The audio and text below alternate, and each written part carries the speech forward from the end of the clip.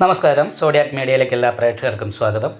2025 ഫെബ്രുവരി മാസത്തെ മൂലനക്ഷത്രക്കാരുടെ നക്ഷത്രഫലമൊന്ന് പരിശോധിച്ച് നോക്കാം. മൂലനക്ഷത്രം എന്ന് പറയുമ്പോൾ ധനിക്കൂറാണ്. ധനിക്കൂറുകാർക്ക് ചന്ദ്രലഗ്നാധിപതിയായിരിക്കുന്ന വ്യാഴം 6ാം ഭാവത്തിലാണ് നിൽക്കുന്നത്.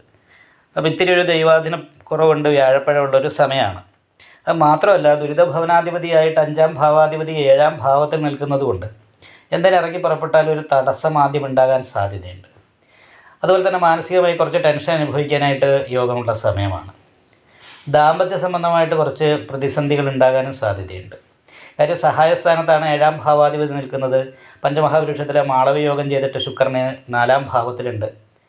അതൊക്കെ അനുകൂലമായിരിക്കുന്ന ഗുണഫലത്തെ തരുമെങ്കിൽ പോലും 7ാം ഭാവത്തിൽ നിൽക്കുന്ന ചൊവ്വ ഭാര്യയ്ക്ക് രോഗാവസ്ഥ കാര്യങ്ങളുള്ളത് കൊണ്ടുള്ള മാനസിക ടെൻഷനോ, ഭാര്യയ്ക്ക് എടുത്തയാട്ടം ദേഷ്യം ഇങ്ങനെയുള്ള കാര്യങ്ങൾ വർദ്ധിക്കുന്നത് കൊണ്ട് ഉള്ള സ്വസ്ഥത കുറവ് പോലെയുള്ള കാര്യങ്ങളോ അനുഭവിക്കാൻ യോഗമുള്ള മാസമാണ്. ഭാര്യയ്ക്ക് എന്ന് പറഞ്ഞിട്ടുണ്ടെങ്കിൽ ഈ നക്ഷത്രക്കാരുടെ ഭർത്താവിനാകാം, ഭാര്യയ്ക്കാകാം.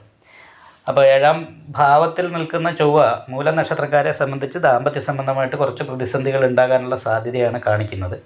അതിനോടൊപ്പം തന്നെ കർമ്മസ്ഥാനത്ത് ഘടനകാരകനായിരിക്കുന്ന കേതു നിൽക്കുന്നതുകൊണ്ട് തൊഴിലുമായിട്ട് ബന്ധപ്പെട്ട് ഇടയ്ക്കിടയ്ക്ക് മുടക്കങ്ങൾ ഉണ്ടാകാനുള്ള ഒരു സാധ്യതയുണ്ട്. എന്നാലും മാളവയോഗം ഉള്ളത് കാരണം ഗീതപ്രിയോ രജരക്ത പരിശശ്രീ സദ്വസ്ര ഭൂഷണയുധോ വിഷയോപഭോക്ത എന്ന് പറയുന്ന ഗുണം അനുഭവിക്കാനും സാധിക്കും. അതായത് കലാപരമായിരിക്കുന്ന കലാരംഗത്ത് പ്രവൃത്തി എടുക്കുന്നവർക്ക് അനുകൂലമായിരിക്കുന്ന ഗുണങ്ങൾ അനുഭവിക്കാനായിട്ട് യോഗമുണ്ട്. എല്ലാ രീതിയിലുള്ള ഭൗതികമായിരിക്കുന്ന സുഖങ്ങളും അനുഭവിക്കാൻ സാധിക്കും. എന്ന് വെച്ചാൽ നല്ല ഭക്ഷണം, വസ്ത്രം, യാത്രാസുഖം മുതലായിട്ടുള്ള ഗുണങ്ങളൊക്കെ അനുഭവിക്കാനായിട്ട് സാധിക്കും. മീനൻ രാശിയിൽ നിൽക്കുന്നത് രാഹുവിനോട് യോഗം ചെയ്ത് പാപയോഗം ചെയ്തിട്ടാണ്. അപ്പോൾ അത് കാരണം കൊണ്ട് തന്നെ സ്ത്രീകൾ മുഖാന്തരം എല്ലാ ഭൗതിക സുഖങ്ങളും അനുഭവിക്കാൻ സാധിക്കുമെങ്കിലും സ്ത്രീകൾ മുഖാന്തരം വാഹന സംബന്ധമായിട്ടും ഒക്കെ കുറച്ച് സാമ്പത്തികമായിട്ടുള്ള ഞെരുക്കങ്ങളോ കുറച്ച് തടസ്സങ്ങളും പ്രതിസന്ധികളും പ്രതീക്ഷിക്കാനുള്ള സാധ്യതയുമുണ്ട്. വ്യാഴപ്പഴമുള്ള പരിഹാരം ചെയ്യുക എന്നുള്ളതാണ് ഇതിൽ പ്രധാനമായിട്ട് ശ്രദ്ധിക്കേണ്ട കാര്യം. 6ാം ഭാവത്തിൽ നിൽക്കുന്നത് കാരണം വിഷ്ണു ക്ഷേത്രത്തിൽ നെയ്വിളക്ക്, ഭാഗ്യസൂക്താർച്ചന മുതലായിട്ടുള്ള കാര്യങ്ങളൊക്കെ ചെയ്യണം.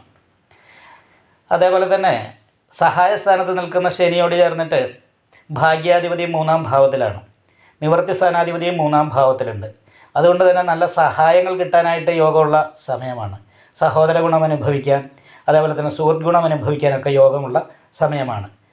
പിതൃസ്ഥാനീയരായിരിക്കുന്ന വ്യക്തികളുടെ ഭാഗത്തു നിന്നുള്ള അനുകൂലമായിരിക്കുന്ന ഗുണഫലങ്ങൾ അനുഭവിക്കാനും യോഗമുള്ള സമയമാണ്. നിപുണായോഗമുണ്ട്. നന്നായിട്ട് സംസാരിക്കാനും സംസാരം കൊണ്ട് അനുകൂലമായിട്ടുള്ള നേട്ടങ്ങൾ ഉണ്ടാക്കിയെടുക്കാനും സാധിക്കും.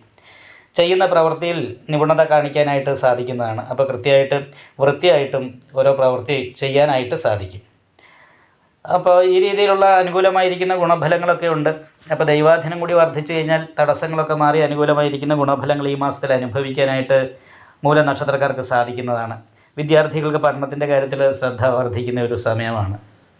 തൊഴിൽ അന്വേഷിക്കുന്നവരെ സംബന്ധിച്ച് അത്ര അനുകൂലമായിരിക്കുന്ന ഗുണഫലങ്ങൾ പറയാൻ പറ്റില്ല. 10ാം ഭാവത്തിൽ കേതു നിൽക്കുന്നതുകൊണ്ട്, വ്യാഴപ്പഴവും കൂടി ഉള്ളത് കാരണമുണ്ട്. അതുപോലെ തന്നെയാണ് വിദേശത്ത് തൊഴിലെടുക്കുന്നവർക്കും അനുകൂലമായിരിക്കുന്ന ഗുണഫലങ്ങൾ അനുഭവിക്കാനായിട്ട് ഈ മാസത്തിൽ നല്ല യോഗമുള്ള സമയമായിട്ടാണ് കാണുന്നത്. നിങ്ങൾക്ക് ഈ വീഡിയോ ഇഷ്ടപ്പെട്ടാൽ ലൈക്ക് ചെയ്യുക, നിങ്ങളുടെ അഭിപ്രായങ്ങൾ കമൻറ്റ് ചെയ്യാം.